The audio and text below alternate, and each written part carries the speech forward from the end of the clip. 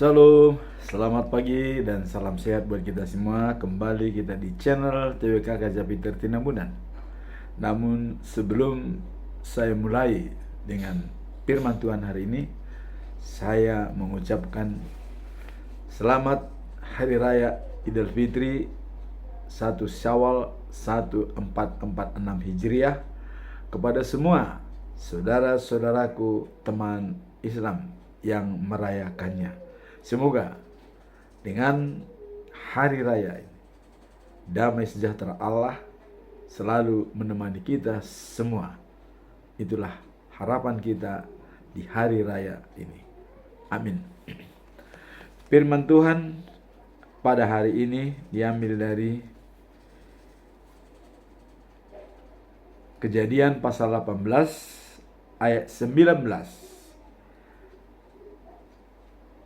Abraham memohon ampun bagi Sodom. Di hari yang ke-90 tanggal 31 Maret 2025.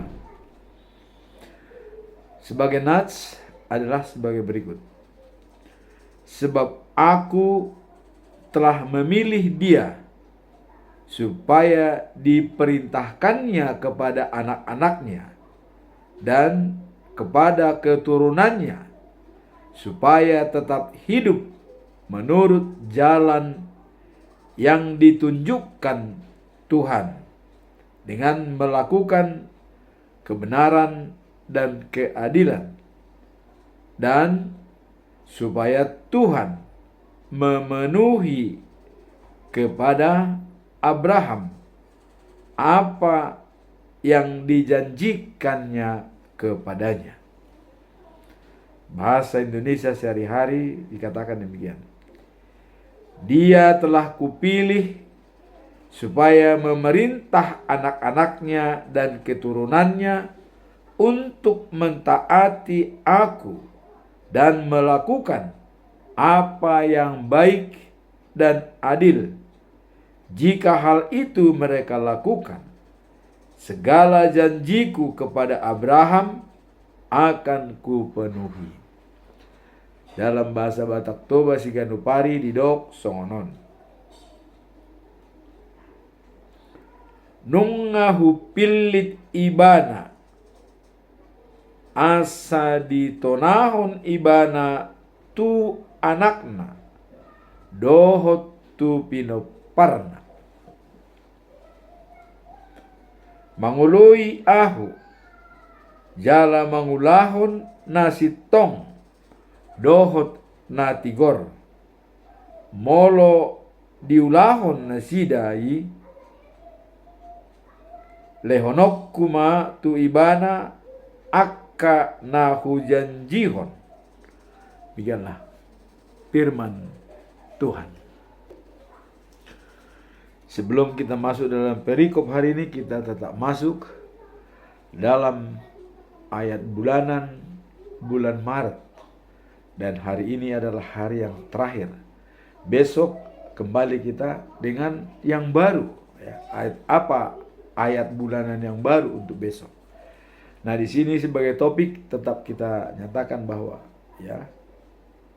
menyebarkan cahaya kemuliaan Tuhan dan menyaksikan kemurahannya melalui iman dan pertobatan. Itulah topik kita dalam satu bulan.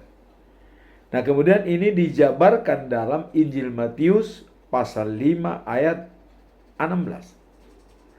Demikianlah hendaknya terangmu bercahaya di hadapan orang, supaya perbuatanmu yang baik bisa dilihat mereka, memuliakan Bapamu yang di sorga. Jadi terangmu bercahaya di hadapan orang, supaya mereka melihat perbuatan yang baik, memuliakan Bapa yang di sorga. Sekarang kita masuk dalam perikop hari ini. perikop hari ini adalah diambil dari Kejadian pasal 18 ayat 19. Tadi sudah kita bacakan, ada pesan kepada Abraham. Apa makna daripada perikop ini? Apa maknanya? Kita lihat di sini.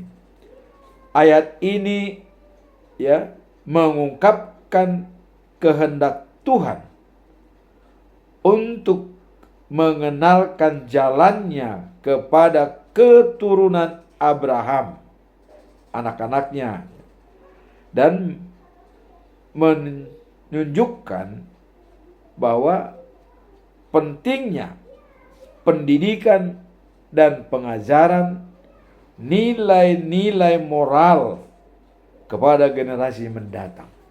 Ini dipesankan oleh Tuhan kepada Abraham, ya. Perlunya mengajarkan kepada anak-anaknya dan keturunannya nilai-nilai moral yang bisa untuk masa depan yang baik. Sehingga Tuhan Allah akan menepati janjinya. Apa yang dijanjikan Allah bagi bangsa Israel, itu akan ditepati. Ya. Itulah makna daripada ayat ini. Supaya Abraham mengajarkan pesan moral, nilai-nilai yang ada dalam Alkitab kepada anak-anaknya dan keturunannya. Supaya Tuhan menepati janjinya kepada mereka. Apabila tidak dijalankan, tentu Tuhan juga kan tidak menepati janjinya. Tapi jaminan yang diberikan oleh Tuhan, ajarkan kepada anak-anakmu dan keturunanmu. Itulah makna. Sekarang, apa pesan moralnya daripada ayat ini? Pesan moralnya adalah tanggung jawab untuk membimbing anak-anak dan keluarga dalam pekabaran atau kebenaran Allah adalah hal yang sangat penting. Jadi mengajarkan kepada keturunan anak-anak apa kebenaran daripada Allah, itu harus disampaikan, dan itu sangat penting supaya jelas apa misi visi daripada Tuhan Allah menciptakan dunia dan kemudian mengirimkan anaknya yang tunggal, yaitu Yesus Kristus. Disinilah dikatakan bahwa tanggung jawab untuk membimbing anak dan keluarga dalam kebenaran Allah sangat penting. Nah, sekarang kita sudah melihat makna, ya. Maknanya tadi adalah supaya Abraham tetap mengajarkan. Nah, di sini juga saya tanggung jawab tetap mengajarkan kepada anak-anaknya. Nah, sekarang apa pembelajaran dari perikop ini? Mari kita lihat. Pembelajaran pertama adalah dalam konteks ini Allah sangat peduli pada Abraham dan berjanji untuk memberkati Abraham dan menyebutnya sebagai bapak dari bangsa-bangsa. Nah, jadi kalau kita tahu Abraham ini adalah generasi 20 dari Adam. Ya, dia generasi 20. Generasi 10 adalah Nuh. Generasi 20 adalah Abraham. Di sini dikatakan bahwa dalam konteks ini, ya, Allah peduli pada Abraham dan berjanji untuk memberkati Abraham, ya, dan menyebutnya sebagai bapak bangsa-bangsa. Jadi Abraham terkenal dengan bapak daripada seluruh bangsa-bangsa karena kesetiaannya, iman percayanya kepada Allah. Dan di kampung dulu dikatakan dia Oppu Naporsea, atau nenek daripada orang yang percaya, karena kehebatannya, keyakinannya, dan juga adalah dia mampu bersatu dengan Tuhan, sepikir dengan Allah. Kemudian pembelajaran yang kedua adalah menekankan, ya, kepada Abraham supaya mendidik keluarganya untuk hidup dalam kebenaran dan keadilan. Jadi ada pesan daripada Tuhan supaya mendidik anak dan keluarganya untuk menjalankan kebenaran dan keadilan. Pembelajaran ketiga, sebagai orang percaya diharapkan supaya kita tidak hanya menerima berkat. Jadi orang percaya itu tidak hanya menerima berkat dari Tuhan, tetapi juga mengabarkannya dengan mengajarkan prinsip-prinsip iman dan moral kepada generasi penerus kita. Jadi di samping kita menerima berkat, juga mengajarkan dan memberitakan kebenaran itu kepada generasi-generasi penerus, supaya keberlangsungan itu nyambung. Jadi ada continuous lasting effort, ya, ada jangka panjang. Artinya dia tidak terputus pada satu generasi, tapi tetap berlanjut generasi demi generasi. Dan kalau kita lihat sampai pada kita saat ini, mungkin sudah generasi sampai ke berapa ratus, ya.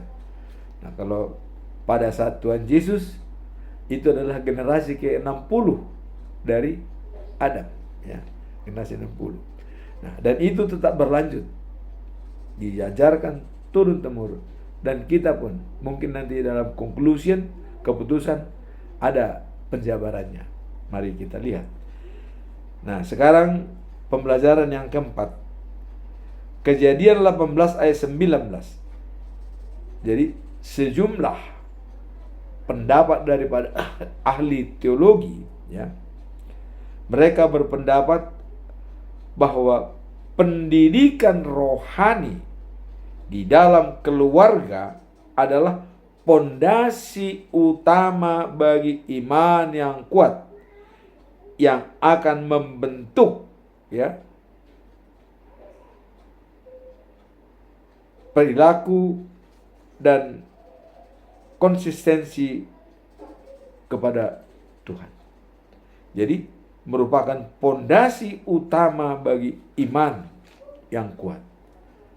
Jadi pendidikan rohani, makanya disinilah perlunya diajarkan setiap hari, bernyanyi dengan anak-anak, bersama dengan keluarga. Itulah pendidikan rohani, itu sangat-sangat bermanfaat untuk menunjukkan konsistensi kita sebagai pengikut Tuhan. Jadi untuk generasi selanjutnya, itulah cara yang terbaik. Pendidikan rohani itu tidak harus mengundang orang banyak atau dengan besar, tidak. Dengan sederhana, di rumah kita. Di rumah kita adalah gereja kita bersama anak-anak. Itu sangat efektif. Karena apabila kita tanamkan pendidikan rohani di alam sadar dan alam bawah sadar daripada anak-anak, dia akan bertumbuh dengan baik sampai dengan tua nantinya. Sekarang kita masuk dalam conclusion.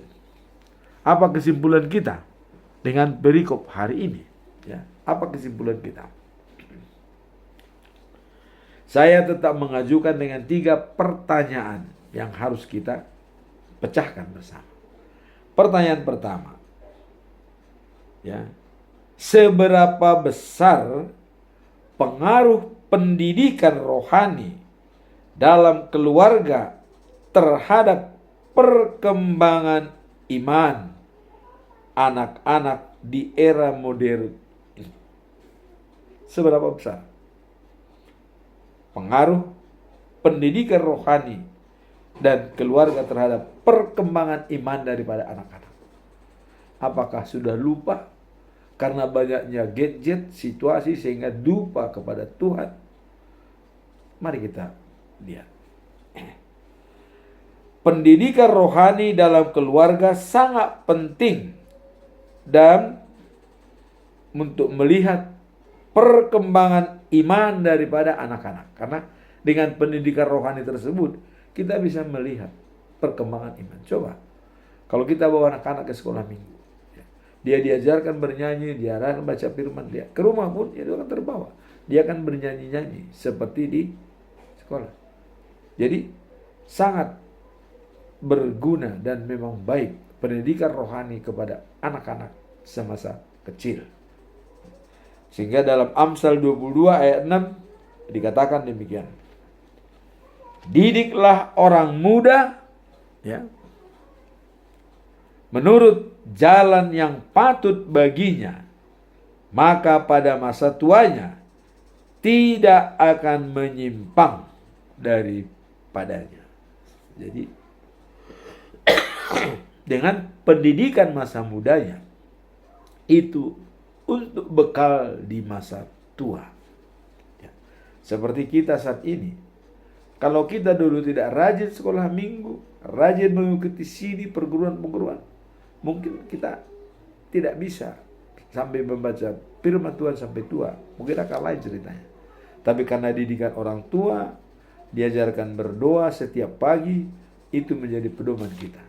Salah satu contoh, dalam keluarga saya, waktu saya masih SD, ya, kami diajarkan oleh orang tua kami untuk setiap sore harus berdoa ganti-gantian. Jadi pertama yang paling sulung berdoa, kemudian yang kedua berdoa, yang ketiga berdoa, yang keempat berdoa. Kami ada 4 orang. Dan itu semua amin baru selesai. Nah sehingga dengan demikian, sehingga banyak anak-anak yang sering numpang tidur di rumah kita karena melihat ada acara berdoa, ya, ada berdoa estafet. Itu kita lakukan waktu SD, ya, di tahun 60-an ya. Jadi itulah mungkin di sini dikatakan pendidikan rohani itu sangat penting untuk membuat masa tuanya baik, tidak tergoda.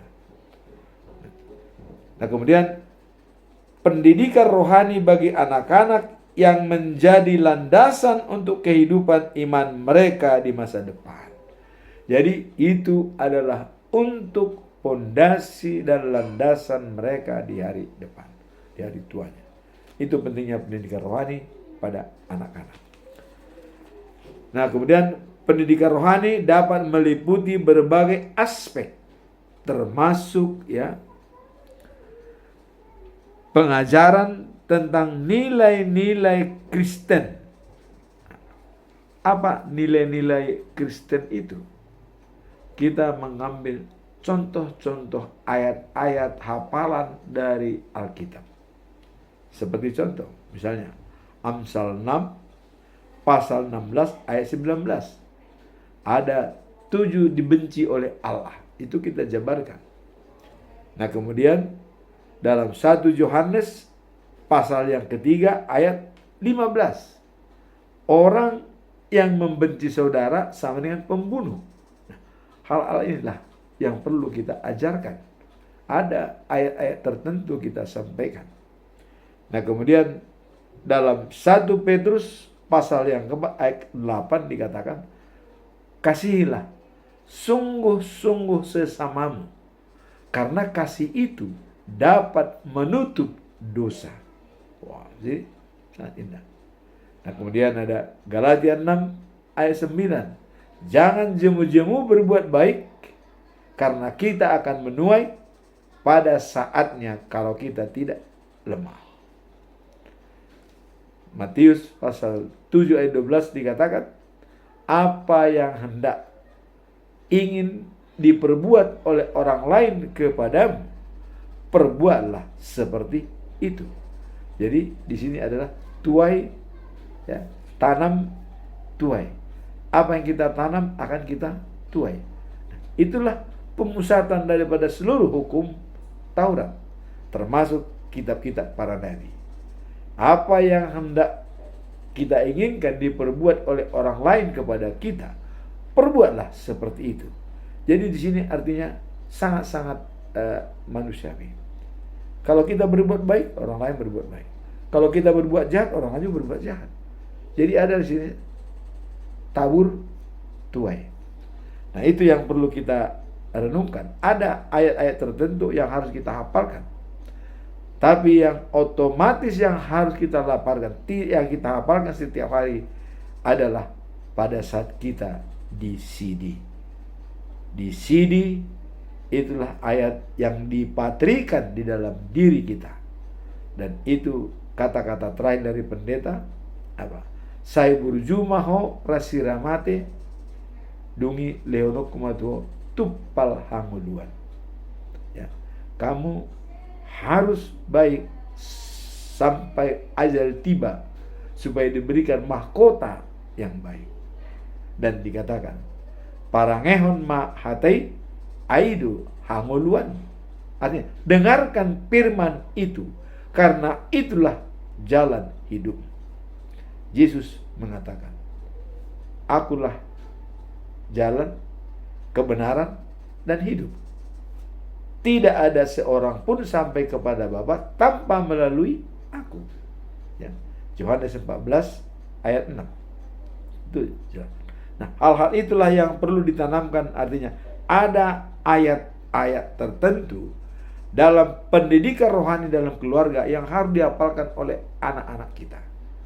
Ya, dan itu harus terngiang di telinganya setiap saat. Itulah pendidikan rohani dalam keluarga yang bisa kita sampaikan. Nah, kemudian ada juga itu istilah kebiasaan berdoa, kebiasaan baca firman setiap pagi ya, sebelum memulai pekerjaan. Dan juga jadilah role model dalam keluarga. Role model itu bagaimana? Kadang-kadang kita ada egonya. Kita perintahkan anak-anak kita berangkat sekolah minggu, tetapi kita sendiri senang menonton bola, tidak pergi ke gereja. Anak-anak tidak menegur, tapi masuk dalam alam bawah sadar dia, wah, kalau jadi bapak-bapak memerintah, jadi tidak perlu dijalankan. Itu masuk dalam otaknya, karena role model kita seperti itu. Kita perintahkan dia ke sekolah minggu, tapi kita tidak pergi ke gereja. Sehingga dia juga berpikir, oh nanti juga saya telah dewasa kayak gitu, saya memerintahkan orang, saya tidak perlu. Nah, ini jangan sampai seperti itu. Tunjukkanlah role model dan teladan yang baik kepada anak-anak kita. Pertanyaan kedua, apa saja metode teknik untuk menyampaikan ajaran Alkitab kepada generasi muda agar lebih menarik dan relevan? Nah, di sini ada istilah menarik, tidak jenuh, dan relevan. Karena anak muda saat ini dengan jetnet ini sudah sangat-sangat canggih. Bagaimana caranya? Metode yang paling efektif, yang paling efektif adalah mengintegrasikan teknologi seperti penggunaan aplikasi Alkitab yang interaktif seperti Beat Bible. Kalau kita ambil Beat Bible aplikasi, kita bisa bertanya apa saja dalam waktu 1 menit. Kita bisa dapat firman Tuhan. Apa? Misalnya orang bertanya, coba cari ini. Dalam 1 menit kita menemukan. Tidak harus buka-buka Alkitab, tidak. Karena di handphone itu sudah lengkap. Nah, kemudian apa yang kita tidak tahu dalam hidup ini, boleh kita tanya. Misalnya, bagaimana caranya menghadapi orang pada saat kita bersedih? Itu akan dijawab oleh Alkitab. Oh, begini. Makanya penggunaan aplikasi dalam Alkitab itu sangat-sangat canggih pada saat ini. Inilah yang efektif, yang perlu kita ajarkan dan kita berikan kepada anak-anak kita. Nah, dan juga alat untuk bertanya dan tentang berdoa, dan juga penggambaran pengetahuan iman dengan berbagi atau conclusion dengan pertanyaan yang diberikan. Jadi seperti saya juga membuat conclusion hari ini dengan mengambil pertanyaan pertama, kedua, dan ketiga. Apa, mengapa, dan bagaimana. Nah, sehingga jelas dari diskusi tentang ayat harian itu jelas dimengerti oleh anak-anak kita. Nah, di dalam Matius pasal 19 ayat 14, Yesus berkata, biarkanlah anak-anak itu datang kepadaku, jangan menghalangi mereka, sebab orang-orang seperti mereka lah yang mempunyai kerajaan surga. Yesus menunjukkan bahwa anak-anak dan generasi muda memiliki tempat yang khusus di hatinya, itu memberikan artinya kenapa dikatakan anak-anak itu punya kerajaan surga? Maka dikatakan juga, kalau kau mau jadi pengikut Kristus, berpikirlah seperti anak kecil. Apa anak kecil? Pertama, mereka adalah lugu, polos, tidak ada neko-neko, dan berkata sejujurnya. Itu makanya dikatakan Yesus anak-anak kecil sebagai gambaran, sebagai acuan untuk mengikut dia dengan tulus, polos, dan apa adanya. Tidak ada rekayasa. Itulah makanya dicontohkan kepada anak kecil. Nah, jadi metode yang terbaik tadi adalah mengawinkan teknologi canggih dengan aplikasi Bit Bible. Sehingga untuk baca firman Tuhan dengan waktu 1 menit kita bisa buka. Pertanyaan apa yang tidak bisa kita pecahkan dalam hidup kita, kita tanya dalam Bit Bible, dia akan menjawab dengan baik. Hanya 1 menit clear. Jadi 1 minute bisa tercapai apa yang kita inginkan. Jadi sangat canggih dengan teknologi pada saat ini. Kemudian pertanyaan yang ketiga adalah bagaimana cara mengatasi tantangan yang muncul saat mengajarkan nilai-nilai kebenaran dalam situasi yang sulit. Jadi kita dalam mengajarkan nilai-nilai kebenaran, tantangan itu pasti timbul. Bagaimana cara mengatasinya? Nah, mari kita lihat. Dalam konteks ini penting untuk mengajarkan dan menjelaskan ajaran Alkitab yang relevan atau sesuai dengan kebutuhan pada saat kita memberikan arahan.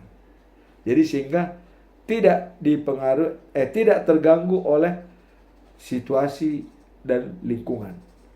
Tapi kita bisa menentukan apa yang mau kita sampaikan. Walaupun ada stimulus-stimulus yang bisa membuat kita pikiran kita beralih, tapi kita bisa tetap ada acuan untuk kita fokus. Kita bekerja untuk Tuhan dan bukan untuk manusia. Dalam 2 Timotius pasal 2 ayat 15 dikatakan, usahakanlah supaya engkau tampil sebagai hamba yang diuji dan layak di hadapan Tuhan. Yaitu tidak perlu malu atau memberitakan firman dan kebenaran dengan tepat. Jadi kita tidak perlu rasa malu. Beritakan firman itu dengan tepat. Makanya kabarkanlah firman itu di tempat yang layak ataupun tidak. Sampaikan. Pasahat mabarita nauli dinaune dohot naso une. Itulah yang bisa cara untuk mengatasi tantangan yang muncul dalam memberikan nilai-nilai yang mau kita sampaikan. Banyak kadang-kadang godaan-godaan, tapi kita tidak terpengaruh. Sampaikan. Jangan malu dan jangan takut memberitakan kebenaran firman Tuhan. Nah, ayat ini menunjukkan misalnya usahakanlah supaya engkau tampil sebagai hamba dan yang teruji dan layak terhadap Tuhan. Tidak perlu malu memberikan firman dan kebenaran dengan tepat. Tidak perlu malu. Nah, di sini dikatakan ayat ini menunjukkan bahwa pentingnya kesiapan dan ketekunan dalam situasi yang sulit. Tentu di sini perlu kita ada pembelajaran. Sebelum kita menyampaikan, kita siap dulu apa yang mau kita sampaikan. Sehingga kita menguasai situasi dan ada materi yang bisa kita sampaikan. Nah, di sini adalah pendekatan dengan kasih dan pemahaman yang jelas. Itu yang pertama. Nah, kemudian pemahaman mendalam tentang nilai-nilai. Nilai-nilai apa yang mau kita sampaikan? Tentu nilai-nilai dari Alkitabiah yang bisa meningkatkan spiritualitas yang bersangkutan. Nilai-nilai Alkitabiah yang kita berikan. Ya. Nah, kemudian memiliki komitmen untuk terus belajar. Jadi ada komitmen kita belajar dan belajar dan belajar. Sehingga mereka juga tidak bosan dengan penampilan yang kita sampaikan. Karena kita sudah mempelajari sebelumnya. Sehingga apapun yang mau kita sampaikan itu sudah jelas, terarah, dan bisa diterima oleh orang banyak. Nah, kemudian mendapatkan bimbingan dari Tuhan. Jadi dalam situasi itu pun kita tetap menerima bimbingan dari Tuhan. Karena kita tidak bisa mengandalkan pikiran kita dalam bekerja. Harus menerima bimbingan dari Tuhan. Supaya Roh Kudus yang akan bekerja dalam diri kita. Nah, kemudian pesan yang disampaikan dapat diterima oleh orang. Bukan pesan itu masuk dari telinga kanan, keluar dari telinga kiri. Jangan seperti itu. Tapi pesan itu disampaikan dan dia menerima dengan baik. Bagaimana cara menyampaikan pesan yang baik? Kita harus punya falsafah, berbicara untuk dipahami, mendengar untuk memahami. Ini harus kita tanamkan. Apakah kita berbicara dipahami? Tentu kita punya strategi dan cara. Terutama kita harus masuk ke dalam alam bawah sadar orang yang kita hadapi berbicara. Sehingga dengan demikian apapun yang kita sampaikan itu akan masuk dengan baik, diterima dengan tenang. Demikianlah firman Tuhan pada hari ini. Semoga firman ini menjadi bekal bagi kita dengan mengandalkan Tuhan sebagai sumber kekuatan dan keamanan kita. Amin. Tuhan memberkati.